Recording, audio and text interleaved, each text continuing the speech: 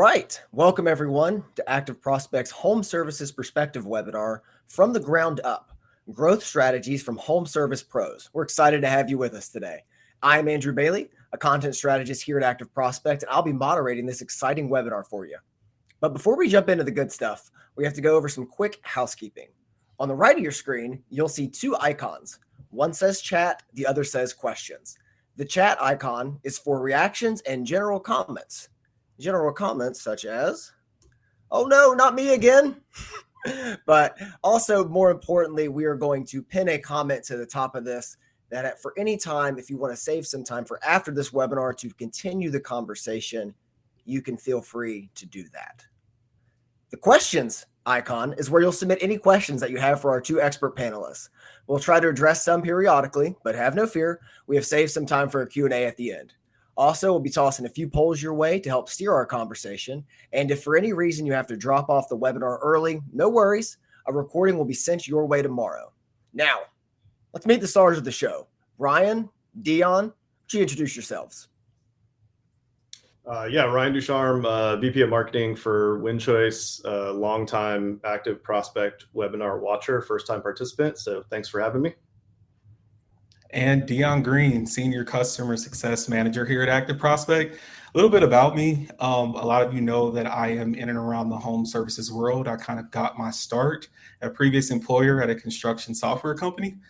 So day in and day out, I work with every type of GC and subcontractor that you can think of, thousands of them. And that helped me, the experience there helped me move over just about nearly 4 years ago to ActiveProspect, where I now work with some of not only our largest home services brands, but also the largest home services brands in the country. So whether you know who I am or this is a true introduction, appreciate everybody joining and hope you can take something away from the webinar. Dion is also a Cincinnati Bengals fan, so he knows how to help steer you through dark times. Thank you for those intros, gentlemen. Let's get into it. Ryan, let's start with a loaded question. The big picture. What does the current home services landscape look like as we head toward 2026? Lots of growth so far in 2025, much like the last several years post-COVID. Certainly moving at a much faster pace right now. And you kind of have to be moving at a faster pace right now with the introduction of AI and just new technology into the industry. So I think we're holding on for dear life at the moment. Everything's going really well, and we're excited about kind of the overall growth of the industry. We specifically operate in window replacement and roofing replacement services, and we actually manufacture our own windows here right in America in Central Arkansas, which is really cool. And so getting to see a ton of different aspects of growth to the company this year, not just the replacement side and the installation side, sales and marketing, obviously, with me being the VP of marketing, but actually getting to see the facility grow as well, which is really, really exciting and exciting for the state of Arkansas as we're bringing a bunch of jobs along with that. Have changes in the industry accelerated in the last few years, or is home services just kind of always operating at hyperspeed? Yeah, it's funny. I've been in and around home services for 14 years now, in both a lead generation capacity and lead buying capacity with brands. And I think what's really interesting is other industries would say that we lag behind them often. That's what I hear about construction and home services, is like we're lagging behind the rest of the tech forward industries. But I think anymore the companies that I see that are winning in each of their respective services are the companies that are adopting that kind of like hyper speed and tech forward approach. Certainly we are at this point as well. And so I think that's where the evolution is going to come from and continue to come from. And of course, AI being a big part of that and being a big part of what companies are trying to institute in their businesses to continue that hyper growth. I think that's going to be, really interesting over the next 3 to 5 years to see what happens there. Yeah, Ryan, that's a kind of a point I wanted to make as well. Like even thinking back how crazy it's been that we're a little bit more than 5 years since COVID. Thinking back to that time, I know, right, that was a piece of acceleration there where you had a bunch of people sitting at home and they had nothing better to do than look at what's wrong with their roof or their bathroom or their windows, and want to get help there. And it kind of also tie back to that first question. I kind of had a different perspective, different perspective, and additional perspective that I wanted to provide there. And that's from kind of a real estate aspect of it. So some people may know this, some not, but I'm actually a licensed real estate agent here in Ohio. And so looking at from the scope of a home buyer and a home seller, right, you're looking at 2025 into 2026. In my personal opinion, this could be debatable, but in my opinion, the having a seller's market that we have right now actually helps with the home services industry, because if you look at it from the seller's perspective, right, a lot of those folks may know that they're going to be selling their home in 6 to 18 months. And they're going to want to make sure that they get the biggest bang for the buck when they're ready to sell it. So they want that home to look as good as possible. And those folks are going to be reaching out to you, Ryan, to get help for windows, and other companies to do their bath and all different things to the house.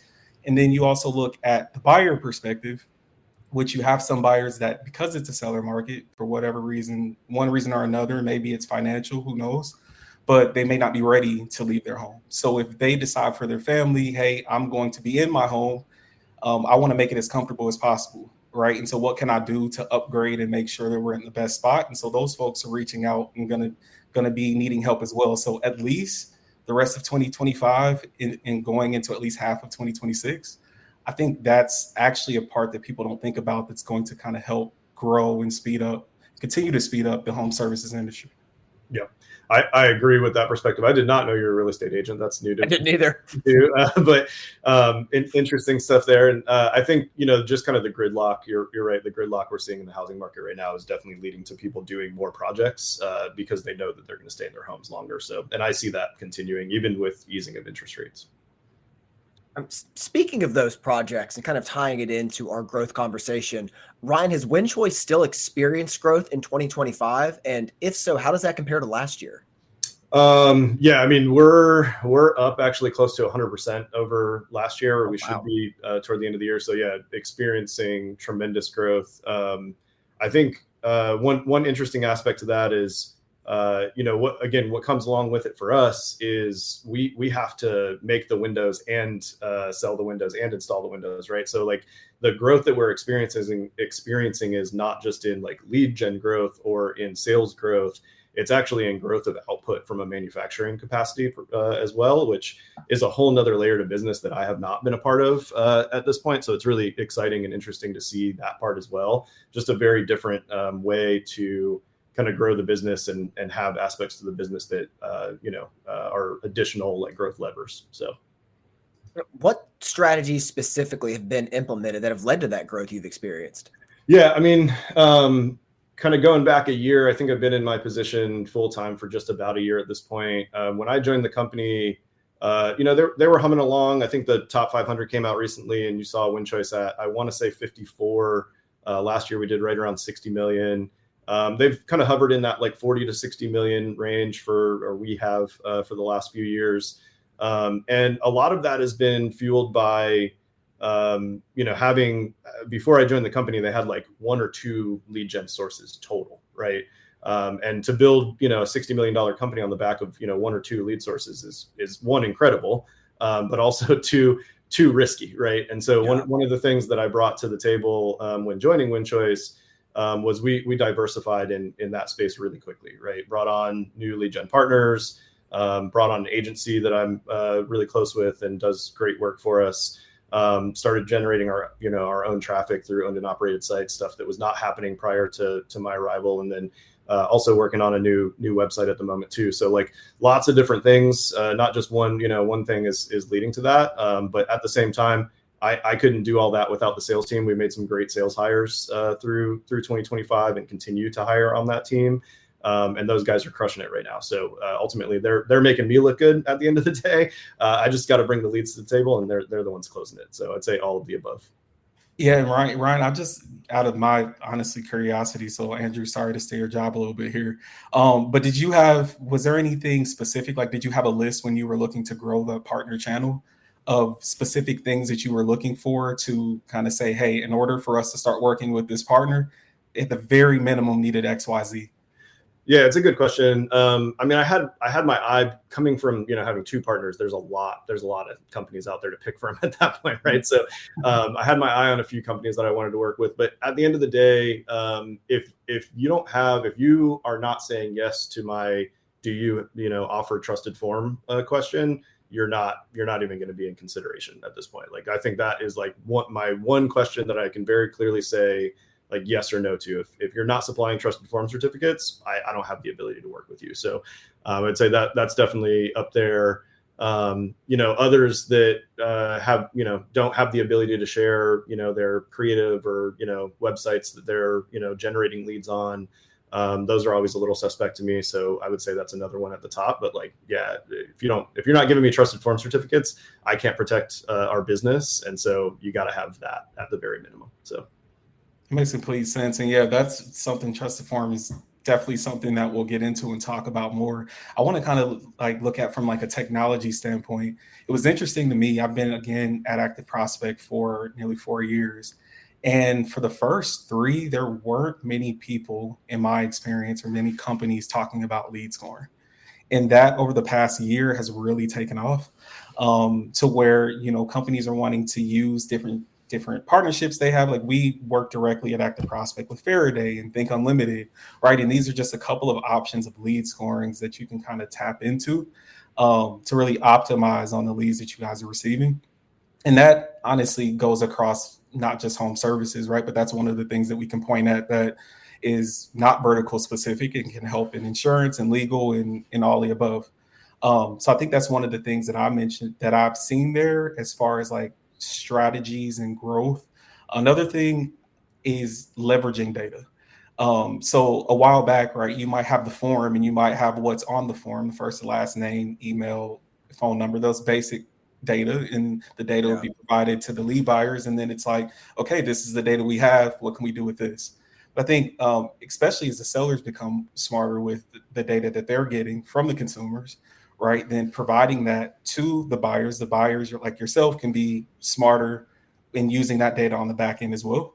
And in my experience, that's definitely helped with some of the growth around the industry. Yep. Yeah. Interestingly enough, we for about the last 9 to 10 months, we have been working with a lead scoring provider. I would say one of the things, and we're going to get into this, I think, a little later on as well, so I'll save some of that for those topics. But your output is only as good as your input is something that I've kind of lived by, I guess, the last 12, 14 years of my career. And that is so true for lead scoring, for AI, for any of these new technologies that are out there and that are accelerating business growth at this point. And so I think that's one thing when you're talking about the data that comes with the lead, the data that you can append to the lead, through Lead Conduit and have, a wealth of data at your fingertips.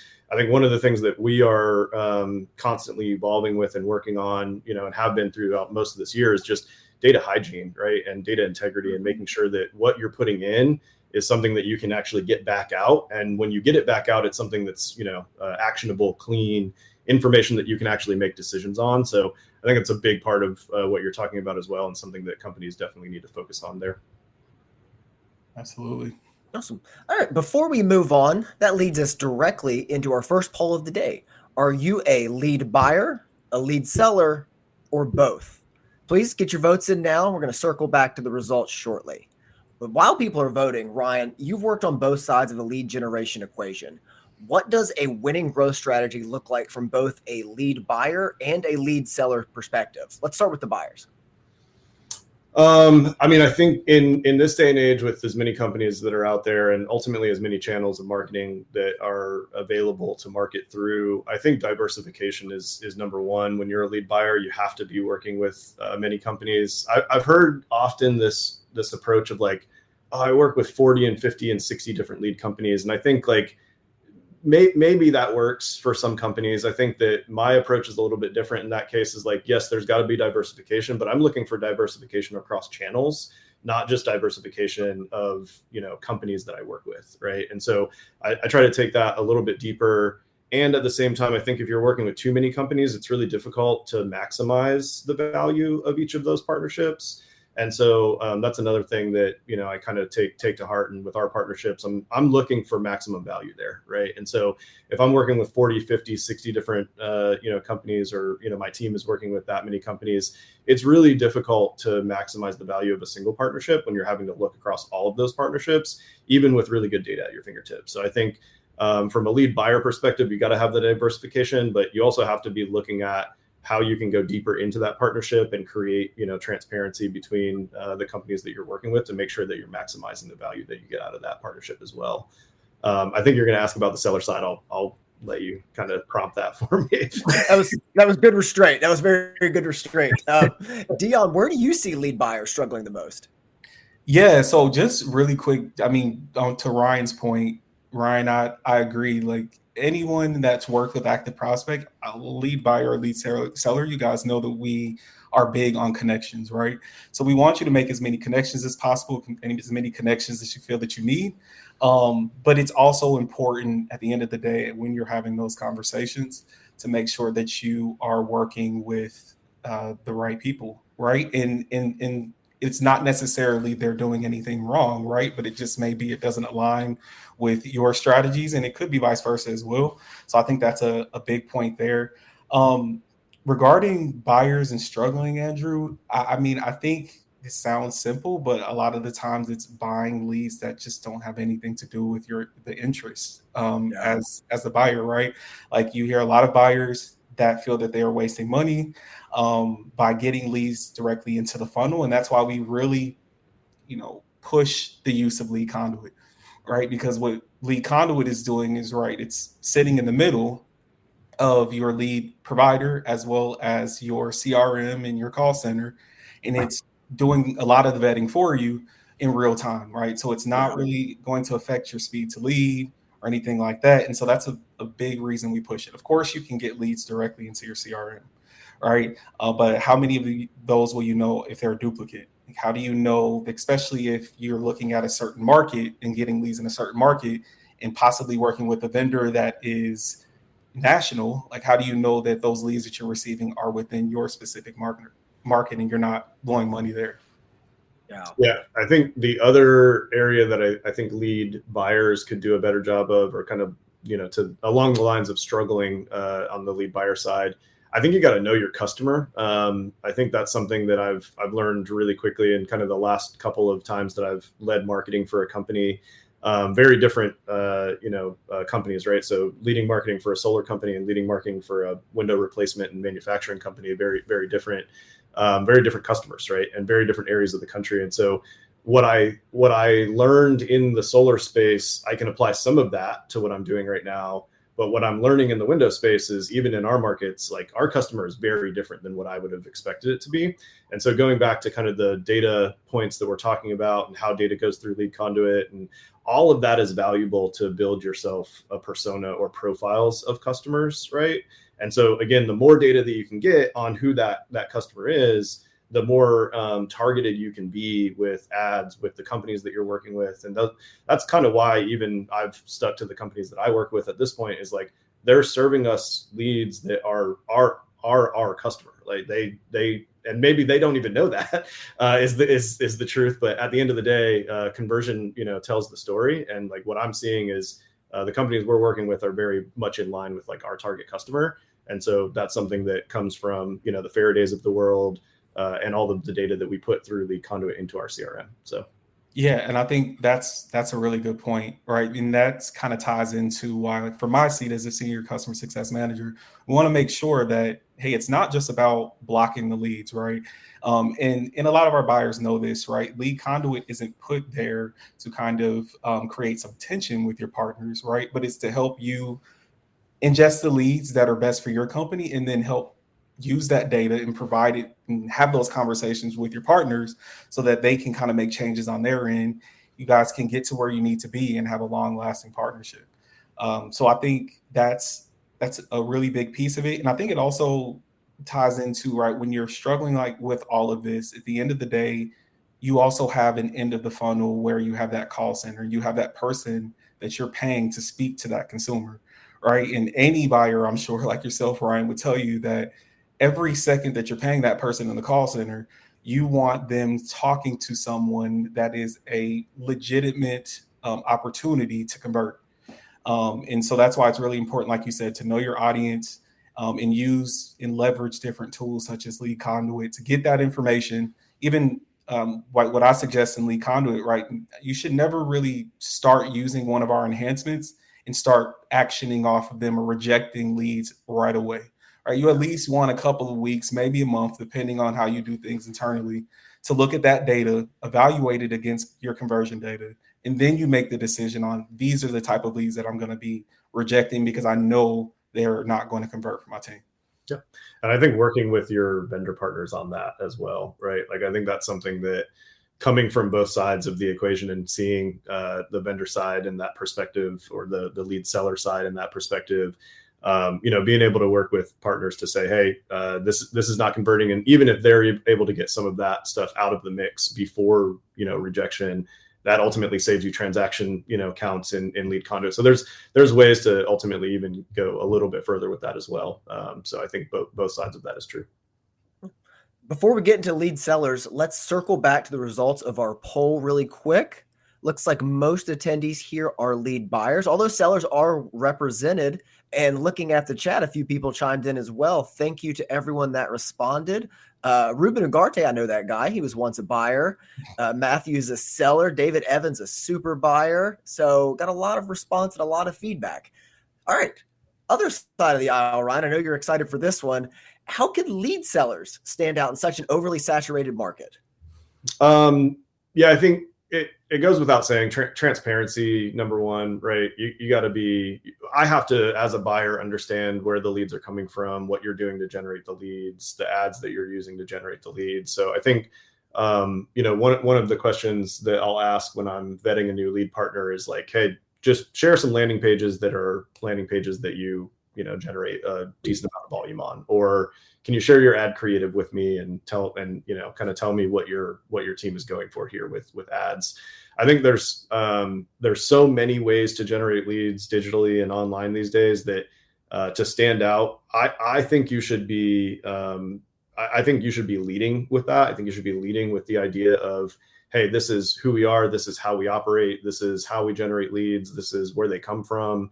It saves me a ton of time in terms of trying to decide whether you're the right company to work with or not.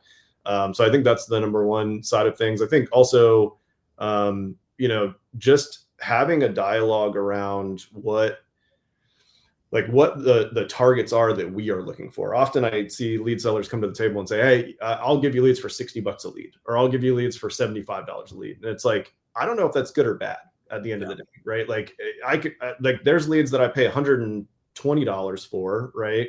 And there's leads that I pay $20 for. And ultimately that spectrum is based off of how they convert in the bottom of the funnel and where my marketing cost needs to be. So, making the dialogue about my goals and, our marketing cost goals, and if we can get to those targets, and then ultimately backing into a price per lead that works, I think is probably a better way to approach companies than to say like, hey, here's my price sheet, buy leads at these prices, right? So I think those two are kind of big ones for me. Yeah, Ryan, I think you hit actually partially at the tail end of the last question on one of the things that I was thinking, which is it's easy for a lead seller to throw prices at you, right? And say, hey, I'll charge you X amount for a lead. But where are they getting those from? How are they generating it? And you mentioned doing some of that legwork on the front end, right? So I know of some lead vendors that lead buyers really appreciate the fact that they're doing some of that. For example, looking for bot information, right? Of these leads that we're generating, right? Are we able to tell if it's a bot before we even pass it over to the lead buyer? Or the phone number, right? Of these leads that we're generating, is that phone number, is there going to be a good chance that the person on the other end is going to pick up the phone when my buyer partner actually dials out? So I think that's one of the biggest ways to stand out in my mind, right? Doing that lead work. And like you said, once you're having those meetings and having those conversations, ultimately it's up to the lead seller to explain, right? And to show to the lead buyer that, hey, this is what we're doing. This is how we can help you. These are the type of leads we're providing, and show that it's going to be best for the partnership moving forward. Yeah. I mean, interestingly enough, going back to the pricing conversation, right? Like If you're doing a bunch of that legwork up front and you're taking those leads out of the funnel that are not converting, what you're really doing is you're really allowing yourself leverage to ask for higher prices, right? And that to me, like that's, you know, one of the things that lead seller may come to me and say is, yeah, I'll give you leads for $25 a lead. And in my mind, $25 a lead is pretty cheap, right? Like it's a low dollar lead. Well, generally speaking, that equates to low value. And if it doesn't equate to low value, then you're not going to be able to generate very much of them at $25 a lead, right? So it's like, if you can, if I wish there were more lead sellers that would look at the value equation of the lead to the degree where it's like, you don't have to sell me thousands and thousands and thousands of leads. If you sell me hundreds of leads that convert really well, I'm actually willing to pay a lot more for that lead, right? And so that gives them the ability to then reinvest in their funnel and continue to, you know, put back into the funnel what we're paying them to get more back out of it. And ultimately, that's the symbiotic relationship of the good vendors. You keep increasing price, but you keep increasing value as you go up that funnel, right? And so to me, that's I'd rather have, you know, 20 vendors that I'm buying hundreds of leads from at a higher price, because ultimately the efficiencies are better on the back end, than have one vendor that I'm, you know, buying 20,000 leads from that the efficiencies are really low, because ultimately that, to your earlier point, the human capital cost around that, right? Like just to be able to call them and text them and email them and try to get them on the phone, it's a different game, right? So all of that to your point, Dion. Yeah, and just to wrap that piece up, I think what it boils down to, right? And like you said, any buyer will probably tell you they'd be willing to pay $200 for a lead if they knew it was going to convert for 20,000. Right. So it's about knowing those leads, right, and where the leads are coming from. And if you have the high confidence in that seller and the leads that are provided based on how those are being generated, like you said, you'll be willing to up that price and pay it. For sure. That leads us into a question I really like here. I think it's a good time to address it. From Ryan Tyson: how important is disposition feedback for you with vendor relationships? I mean, it's critical, right? Like to me in that realm, like if you don't trust a lead vendor or a lead vendor partner to give them back their own leads and the disposition of that lead, you probably shouldn't be working with that company, number one, right? Number two, it's the only way that they are going to be able to do anything for you, right? So like if they can't see the results, at least, you know, again, from the buyer and seller perspective, if a seller cannot see the results of what is happening with the leads that they're selling you, what do you expect them to do with that, right? I guess would be the question that I have. So I mean, ultimately, kind of the most critical part of that. I know you guys released something not that long ago that was more in the feedback realm. We're big enough at this point to have, you know, kind of automated reporting go to our vendors, and may not use that within WinChoice, but I think some of the call it SMBs in the space might benefit from something like that. And I think vendors would also benefit from that. So absolutely critical to have the data and pass it back. Yeah, to that point, Ryan, like you said, I mean, you guys, if you're getting the data from the partners, that's only going to help for you. But from the terms of technology, right, that's one of the things that we've had a lot of clients ask for, right? Is there a way that within Lead Conduit, within the ActiveProspect tool suite, can we see this data?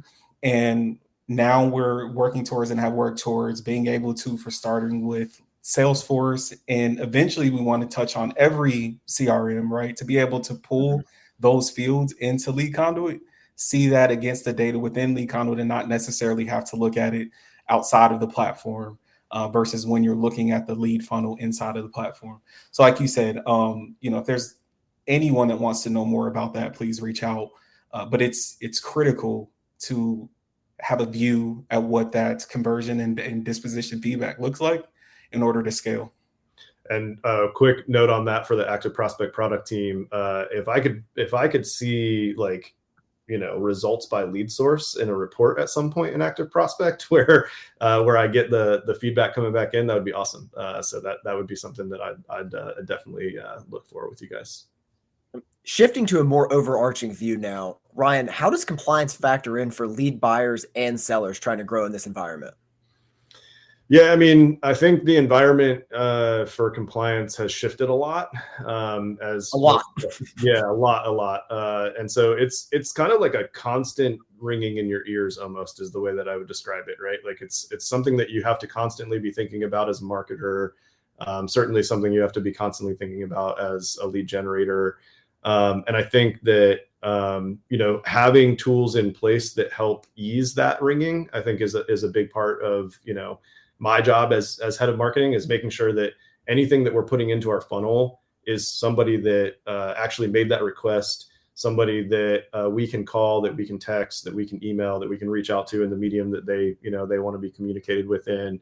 And so all of that kind of goes back to all the data points that we're talking about as leads kind of flow through lead conduit, but also comes down to making sure that I have, like, I won't, there's times where I'll reject leads where it doesn't have a trusted form certificate, right? Like there's times where I'll reject leads if it doesn't have a certain value on a trusted form certificate. Like, for example, there are times where I reject leads where it's over a certain age, right? Based on the value that I'm getting in trusted forms. So all of that to me makes my job a lot easier as head of marketing, is to make sure that the leads that are coming into our funnel are leads that we can call. And ultimately something that I can feel confident that my team reaching out to is going to get a person on the phone and have a selling conversation with them. So. Yeah, and to that point, Ryan, I mean, you trusted form retain, you mentioned it. It's really become like a standard, right, in the industry. You are not the first, the second, or the 20th client that I have that have said that, right? And even to the point where you're making it a criteria within Lead Conduit, right? You're telling your partners that, hey, we absolutely need this trusted form certificate.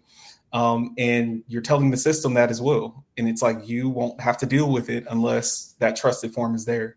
And to kind of go more on a broad spectrum of the trusted form, right? You have trusted form certify, which is on the back end of the script, which is kind of going to create that trusted form link that you're getting. And it's important that we're sending that to your CRM, right? Because at that point, you'll be able to click that link and have access to it for up to 5 years. So that's really covering that statute of limitation. And that's a big part of the compliance. Now, I do want to touch on a common misconception about trusted form and kind of clear it up here. And it's that I've heard people in the past say, having that trusted form will automatically mean that you're compliant. That's not necessarily the case, right? So the trusted form will give you the ability to look at that video replay and see essentially what the consumer saw when they're filling out the form. But what if that form is not compliant with the FCC rules, right? You would still have an issue there. So that's where I really encourage anyone using trusted form to still have some sort of process in which you're ensuring that the forms themselves are compliant in those forms, especially if you're not hosting them, that the partners have them set up in a way where you and your company will be compliant and won't be at risk for someone filling out that form, for sure. Yeah, it's a really good point. We actually do have someone on our staff that goes through on a regular basis and actually watches some trusted form playbacks. So something that I think Steve, actually CEO of ActiveProspect, mentioned to me a while back, like, you should probably do this. And it was something that has actually benefited us in the past. There's a bunch of metadata on those too, to be able to pass through. And that documentation of consent, when the FCC ruling was going to go into effect, that got pushed back. That's kind of how I saw documentation of consent, is if I'm getting the consent with the trusted form certificate and I'm passing that link to my CRM, I'm documenting that I have that consent at this point. And as long as I'm doing some checks on the back end, to make me feel comfortable that I do have that consent, then at that point I'm not as worried about it.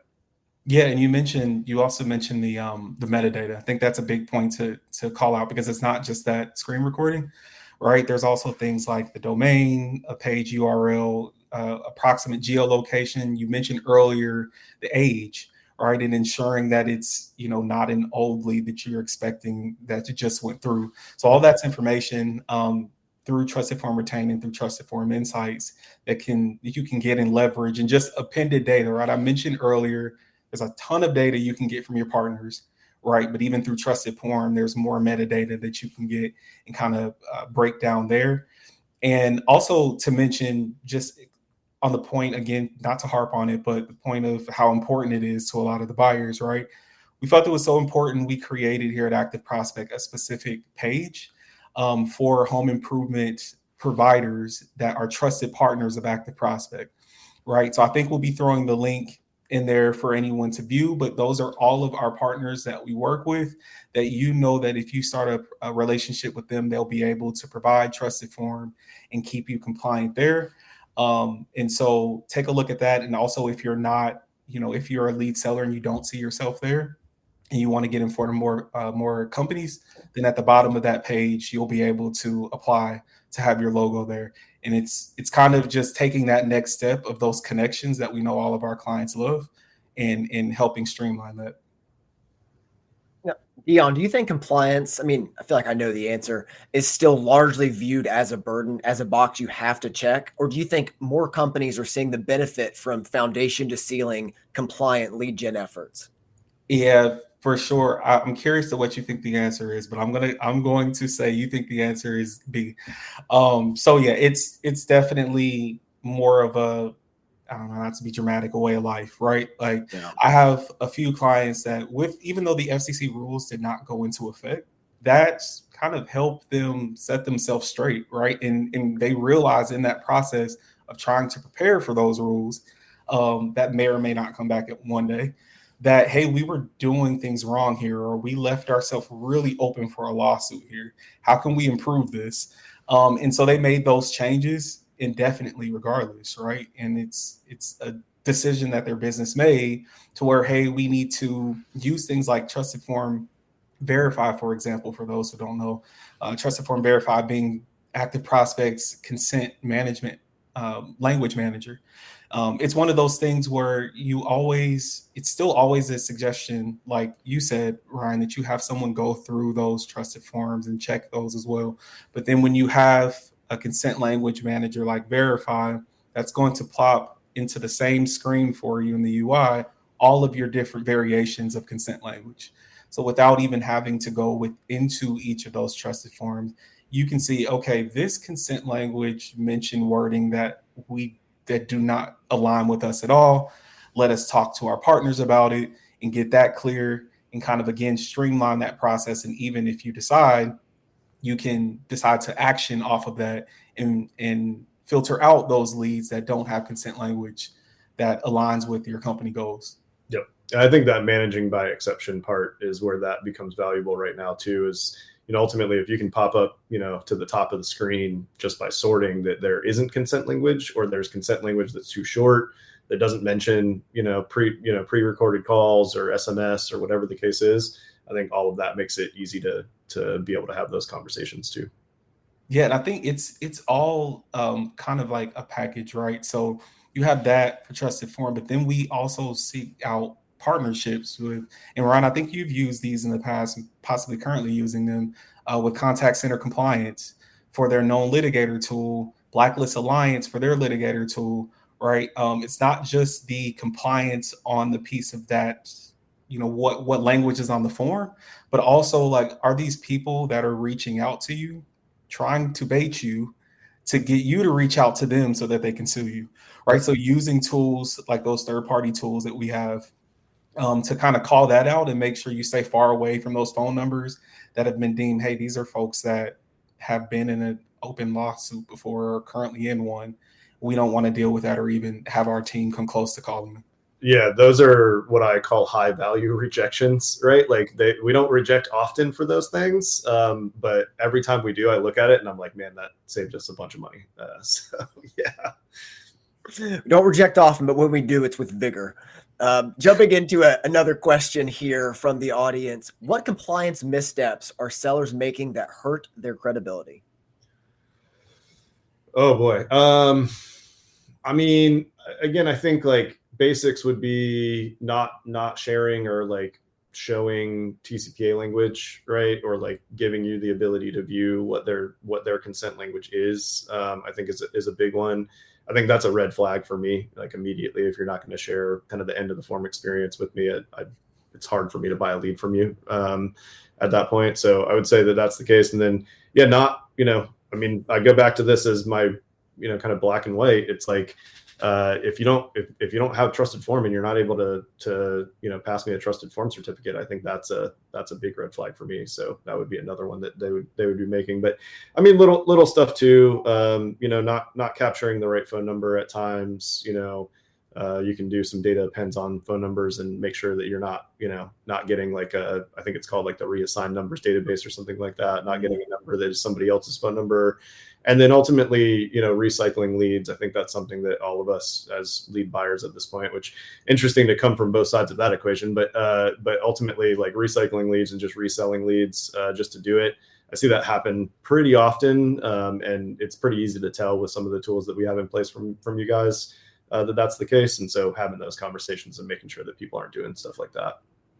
Yeah, Ryan, you touched on what my answer was going to be, which is simply I think it sounds simple again, but right, as a seller, you need to have the right process in place to make sure that these forms that you might be hosting for your buyers are aligned with what they would expect to see, right? And if you don't have that right process in place and that buyer finds that issue before you find it, then it's, that leaves you open to the buyer possibly thinking, okay, well, was this on purpose or whatever the case may be there. So make sure you have that right process in place again. And that's just having the conversation with your buyer, right? And making sure that those align with what they want.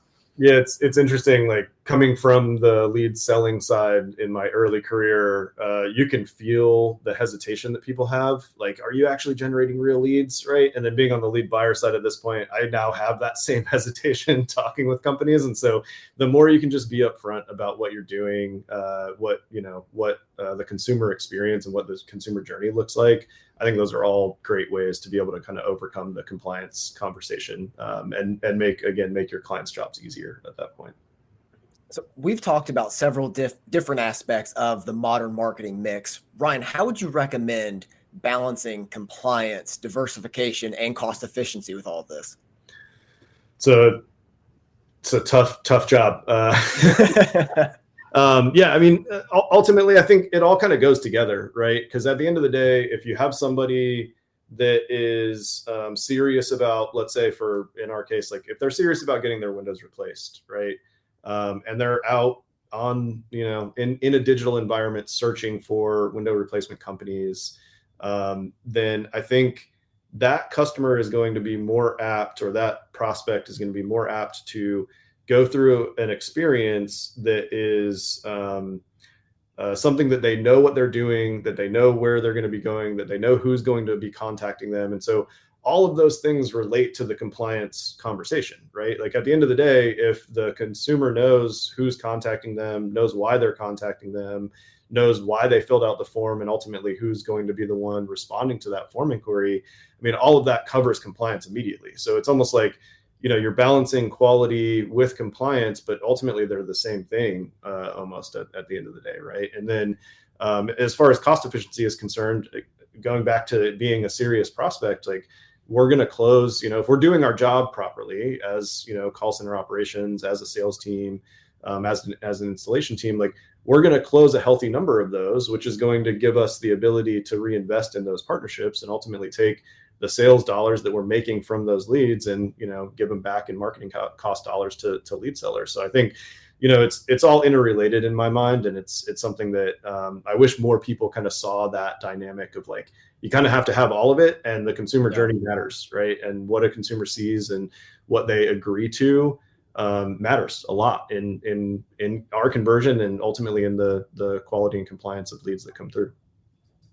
Yeah, I don't have much to add there. You hit the nail on the head. I was going to say, I think it's less about balance and more about integration, right? And finding the right process of integrating all three seamlessly so that you can have the most efficient experience as possible. So I 100% agree. That was so eloquent, man. That's awesome. Very succinct. Are there any marketing channels or tools you see as underutilized in terms of lowering cost per lead? I think AI and lead scoring are ones that strike me as they can be really valuable. I think that I am approaching them with a healthy degree of skepticism at the moment, just because again, like the inputs are going to control the outputs, right? And I got to make sure that our inputs are good first there. So I think we are personally underutilizing those. I don't know if the entire industry is in that boat, but we're certainly underutilizing those at the moment. But for good reason. We want to make sure that what we get back out and the data that we get back out is going to be data that's quality and actionable. And so we got to make sure that what we're putting in is good first. So I would say that, yeah, we'll leave it there for now.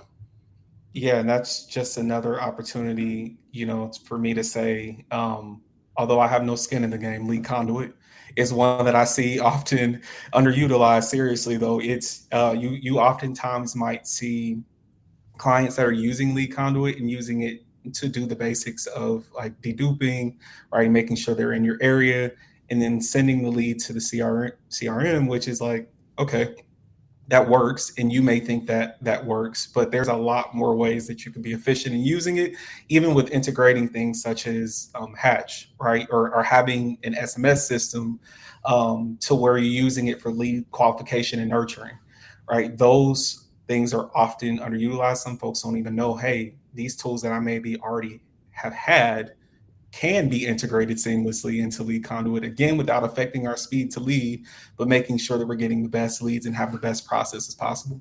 So lead conduit, again, if you're a current client, reach out to your customer success manager, right? And just basically have the conversation. What ways can I use this more efficiently? Right? Because there's always going to be an answer. It's going to depend on who you are and what you do on what that answer is. There's always going to be an answer to that. Yeah, it's interesting coming from my perspective of like come in and into implemented lead conduit at several companies, right? Have seen it implemented lots more times with the lead seller side with companies. I was actually doing that for Quinn Street in my past life. And I would say you're 100% right. There's so many use cases to that. And I think I take that for granted. Like coming from that background, I have a lot of those use cases in place, and it's second nature to me, right? Like I go through and my flows are, 14, 16, 18 steps long, depending on the lead vendor, right? And but there's often companies where it's like, oh, dupe check and pass it on to the CRM. I mean, even a good example earlier this year, we actually went ahead and changed up our lead posting to where we post to our call center software first before we even post to our CRM. And it's helped our speed to lead by hundreds of %, right? So that would be a simple use case, but something that we were posting to our CRM first and letting the CRM post to the call center software. And, we're okay. I would say speed to lead was average at that point, but now we're better, much better than average based on posting directly to the call center software. And there's some cool stuff within the call center software that allows us to look at our DNC lists, for example, and so that's a, whole nother benefit to thinking about your flows and thinking about ultimately your business process related to those flows. I think that's something that people should spend more time on. And the configurability within the platform is literally, in my mind, kind of unlimited. And so as long as you can develop a process around it, you can put it into place within lead conduit. So last topic today, gentlemen, and don't shoot the messenger. Ryan mentioned it first. It wouldn't be a webinar if we didn't discuss the two buzziest letters in any industry, AI. Ryan, where is the home services industry headed, and how do AI and automation factor into that future? I think, you're hearing it across the board, right? You have to be looking at AI as a part of your business at this point, or you're going to get left behind. And I'm a strong believer in that, but I'm also a strong believer in making sure that what we implement is going to be something that's going to be sustainable and useful and something that adds value to the business. So, there's been plenty of times where we've tested different AI solutions within our business and ultimately gone away from them because they were not the right solution, or they ultimately just didn't work for our workflow and our process, right? And so I think, again, it all comes back to inputs. Your inputs have to be as good as what you want your outputs to be. And so I think that there will continue to be a ton of evolution in that space in a very, very short amount of time. And we're looking at several parts of the consumer journey within our journey that AI would be a great value add to. But we have to make sure that, using a word that Dion was talking about earlier, we have to make sure that that's integrated well enough throughout the journey that it's not clunky, that it's not something that, ultimately takes away from the customer experience. Because at the end of the day, we have a tremendous team that's working with our customers all day long, and we're not looking to take people out of that. We're looking to enhance what they're doing with the customer, right? And so I think there's nuance to that. I think that you have to really think about, again, your business process. You have to think about how the data goes in. You have to think about what outcome you want, from AI and ultimately the automation side of things. And so I think it's going to be a constantly evolving, part of your business. But if you're not looking at it, it's going to be something that's going to be tough to compete in the future. Yeah, I agree. And even from the perspective of conversations I'm having, like Ryan, you mentioned skepticism earlier. All right, again, you're not the only person that feels that way about AI. But at the end of the day, I think we all know that's the direction everything's going, right? So even if it's, there's going to be more and more tools that are going to be using AI that you'll need to help further your business, right? And some of those aren't necessarily going to be marketed as AI tools, right? But what they're doing and how they're helping you in the background, they're built even using AI, and they're streamlined using AI, right? So I think it's kind of a way of life weird to think about, 10, 15 years ago where it wasn't a thing. But it is now, and it's only going to continue to evolve. So If there's one thing you want attendees to take away from today's session, what would that be? You're going to kick that to me first?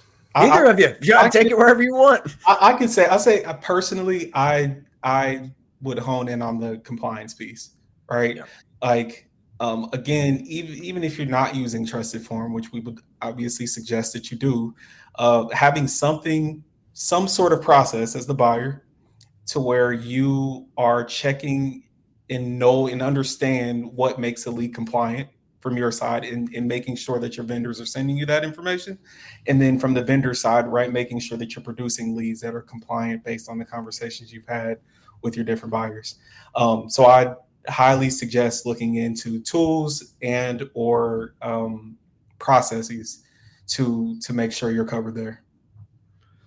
I mean, the processes thing comes to mind for me. Again, I've harped on this throughout this webinar, but the inputs equal your outputs. They only going to be as good. Your output's only going to be as good as your input. But I think if you're going to take one piece away from that topic, is you have to understand your business process well enough to know what input means, right? You have to understand your business process well enough to know what's going into your CRM. So, for example, lead data coming out of Lead Conduit, there could be 30, 40, 50 fields that you could be posting to your CRM, and understanding what field is the right field to post it to, why you're posting it to that field, and how that field aligns to how the rest of the process through the consumer journey and through the customer journey is going to be used, right? So good example of that within our business that is admittedly a bit of a challenge right now is we've had companies previously build into our HubSpot account. And so there's field groups that are kind of all over the place, right? So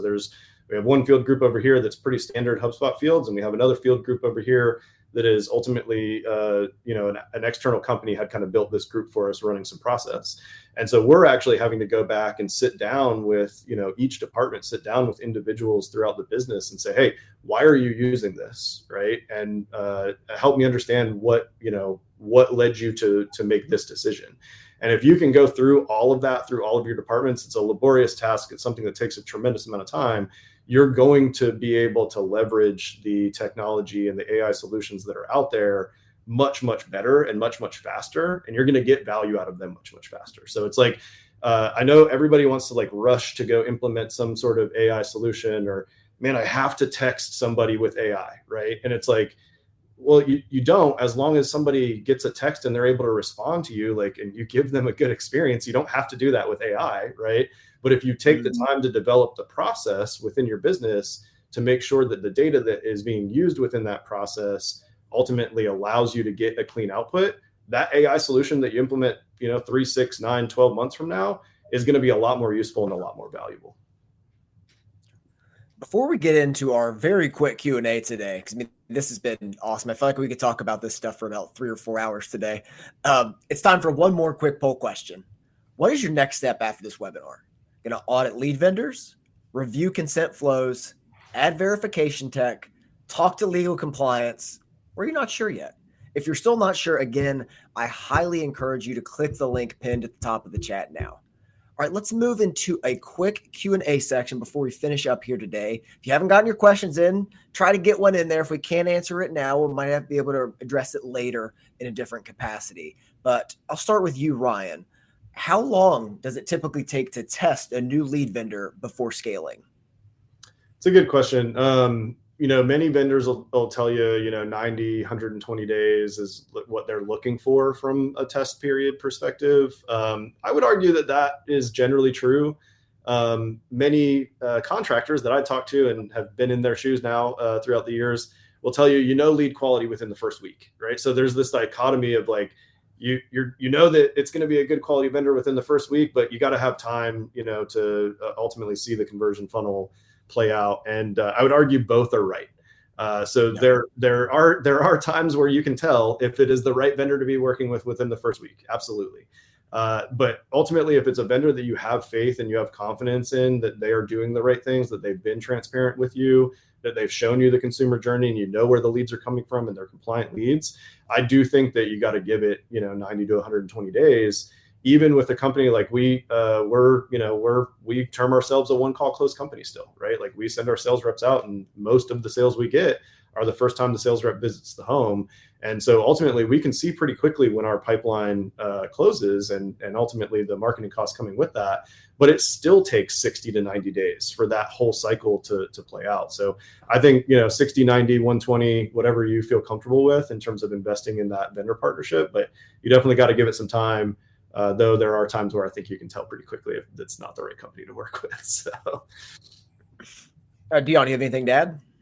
I agree. I mean, looking from the technology standpoint, right? I've definitely heard plenty of times that doing the testing through Lead Conduit only streamlines the process, right? So it's, even if there's going to be some back and forth, like easily being able to see, hey, here's the information the lead vendor sent.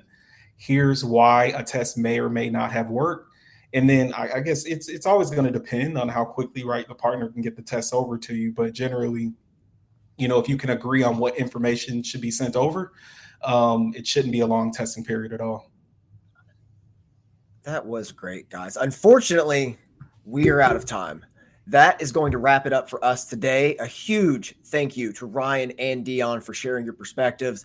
And thank you to all of you for showing up, asking great questions, and keeping this conversation sharp and lively.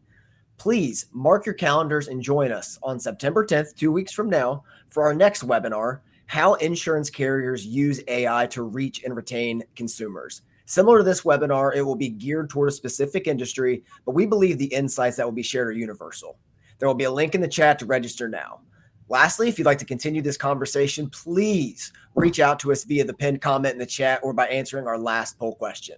Again, I'm Andrew Bailey. Have a great day. Don't be scared of AI. You get out what you put in, and we'll see you in 2 weeks.